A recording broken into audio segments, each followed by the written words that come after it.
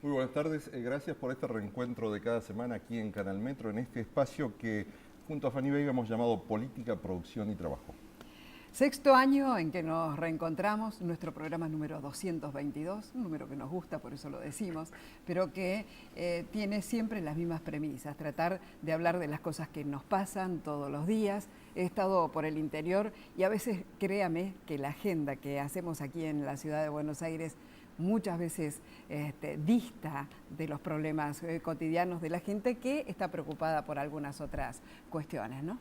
Pero como Canal Metro dentro de la nueva grilla, en el número 3 de Cablevisión, se ve en más de 800 localidades en el interior del país, o sea, una gran cantidad, una cobertura geográfica importante.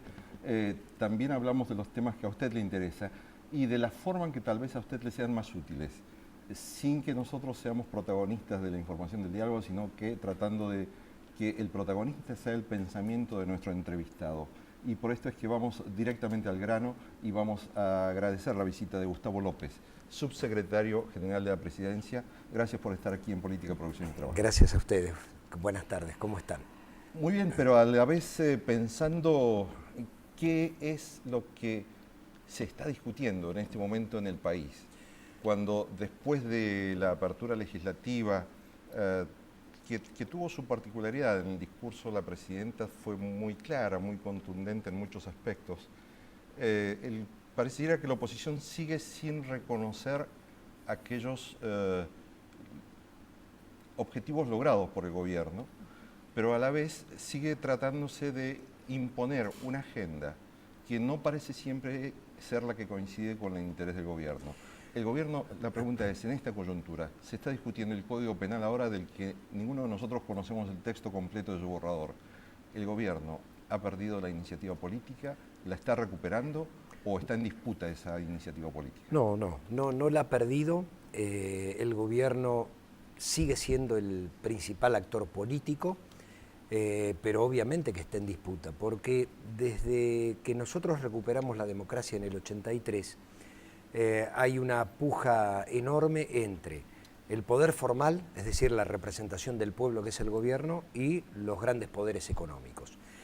Y esa democracia recuperada en la primer parte del gobierno de Alfonsín intentó ser el gobierno que representaba los intereses del pueblo, hasta que con un golpe de mercado los grandes grupos se apropiaron del Estado, pero no solo se apropiaron del Estado acá.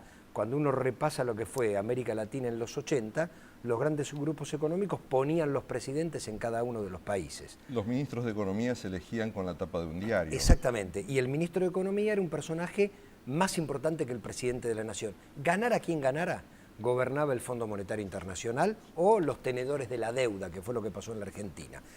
Desde el 25 de mayo del 2003, esto cambió en la Argentina, pero cambió en Brasil, cambió en Venezuela, después cambió en Bolivia, cambió en Ecuador, cada uno con sus características, con su folclore, pero hubo una recuperación del pueblo, un empoderamiento del pueblo a sus gobernantes que recuperaron a la democracia como herramienta de transformación. Esto está en disputa permanentemente. Y el cambio de poder político en Chile que se está produciendo en este momento también significa una consolidación de esos cambios en la región. Sí, y va a ayudar porque esta Bachelet que llega por segunda vez a la presidencia de Chile, llega en un contexto diferente al que había llegado 5 años antes, cuando con la concertación y todavía con el molde del pinochetismo no podía avanzar en algunas transformaciones. Es una Bachelet que llega después que cientos de miles de personas durante muchos meses salieron a la calle reclamando cambios profundos. Por ejemplo, los cambios en la educación. Yo le digo a nuestros televidentes que en Chile la educación pública es paga, no es gratuita, y que esta sociedad de estamentos tan cristalizado, digo, donde el pobre es pobre y el rico es rico, digo, lo que Argentina superó en los 40, donde los hijos del obrero llegaban por primera vez a la universidad, Chile recién lo logra en el año 2000. Esto es un poco lo que está marcando un nuevo escenario en América Latina. En Argentina se han creado 9 universidades en los últimos 10 años y están llegando estudiantes de toda América Latina a formarse en nuestras universidades, precisamente porque la educación es pública. Exactamente. En Chile se está discutiendo todavía y se va a seguir discutiendo en los próximos años cómo tener una educación pública y, por ejemplo, en Paraguay se está pensando en cómo tener una salud pública. Estos cambios profundos de América Latina son posibles o fueron posibles porque se produjeron al mismo tiempo. Digo, no es que América Latina no tuvo gobiernos populares, sí, Argentina lo tuvo en 1916 con Irigoyen, después lo tuvo con Perón en el 46, México lo tuvo con Lázaro Cárdenas, Uruguay con Valle Ordóñez, lo tuvo Bolivia con el MNR, pero si uno analiza, uno se dio en los 50, otro se dio en los 40, otro se dio en los 30. Este proceso latinoamericano, producto del reflujo neoliberal, es decir, cuando América Latina voló por el aire, después de un neoliberalismo devastador que se llevó puesto todo, los emergentes, Chávez, Lula, Kirchner, surgieron de manera contemporánea. Y esto reforzó la posibilidad de cambio. Ahora, los poderes económicos están presionando de manera brutal. Tanto es así que en Venezuela estamos frente a la posibilidad de una crisis muy grave que hay que defender. Por eso me pareció tan importante el discurso de la Presidenta de la Nación en la Asamblea Legislativa, no hablando del gobierno de Venezuela, sino hablando de la defensa del sistema democrático. Y me pareció patético que un sector de la oposición, no el neoliberal clásico, sino el radical, el socialista, no aplaudiera y acompañara la defensa institucional que tanto daño le ha hecho a América Latina cuando no se respetó, el propio Alfonsín, el propio Ilia, el propio Irigoyen. Entonces digo, estamos en un momento muy importante porque es la defensa de un modelo frente a otro modelo que se quiere volver a apropiar de la riqueza. Gustavo, en ese contexto, ya que nombraste a la oposición, ¿cómo se puede entender ahora que la oposición, que estuvo acompañando por lo menos el análisis del nuevo Código Penal, se margine o quiera separarse y no dar su aval para seguir con la discusión? Tiene que ver con la mirada corta, no ver más allá de las narices.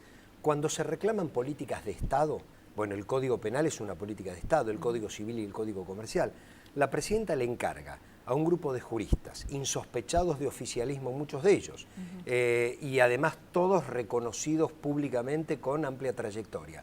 Les pide, hagan un anteproyecto que después lo revisa el gobierno, después lo manda al Congreso, después se debate, es decir, como debe ser, y pensando más allá de un gobierno, le encarga a estos 4 juristas, 2 de ellos miembros de la Cámara que condenó a las juntas militares, digo, uno peronista y otro radical. Entonces, que Massa salga a petardear una política de Estado sin conocer el texto, por oportunismo político, y que el resto lo acompañe, me parece que esto no habla de grandeza, porque el resto, digo, Massa o Macri pueden hacer lo que quieran, pero los que participaron del debate tienen que decir, no, hay que darle la oportunidad a la Argentina de tener grandes leyes que trasciendan a los gobiernos. Si siempre vamos a discutir la coyuntura, bueno, vivimos en el día a día y no podemos tener una mirada mucho más allá de lo que pase pasado mañana. Gustavo, siguiendo con la coyuntura y brevemente, sí. Se discute el tema de la inflación, se discute el tema de los salarios, hay paritarias que son muy crudas, o sea, casi extorsivas desde algunos sindicatos frente a las contrapartes, cada uno defendiendo su derecho legítimo dentro de la democracia. Pero ¿es necesario, o el gobierno está pensando en que sea necesario poner algún punto de equilibrio, buscar algún punto de equilibrio en esa disputa por la apropiación de esa riqueza que está generando la economía argentina que continúe en crecimiento? El gobierno lo está diciendo y lo está pidiendo. Dice que no va a poner tope a las paritarias porque esa es la condición esencial de las paritarias, pero sí le pide responsabilidad a las partes. Cuando comiencen las paritarias privadas, yo no tengo la menor duda que esa responsabilidad va a estar, porque cuando la Unión Obrera Metalúrgica o cuando los sindicatos que tienen enfrente un empleador privado vayan a pedir el aumento que corresponde, del otro lado, primero, ellos saben hasta dónde puede dar la cosa, hasta dónde se puede tirar de la piola, para no afectar lo que significa el trabajo. Acá lo que se recuperó es la dignidad del trabajo, la posibilidad de la expansión de la economía y la redistribución de la riqueza. Digo, esto es el modelo en sí mismo. Nosotros teníamos 25% de desocupados, tenemos 6,4%. Todo el mundo sabe que no hay que volver al 25% de desocupados. Por eso la paritaria docente, lo ideal es que se discute en junio y no estemos discutiendo salarios con los estados provinciales antes del comienzo de clase. había 3 variables que controlar. Una está absolutamente controlada, que es el tipo de cambio.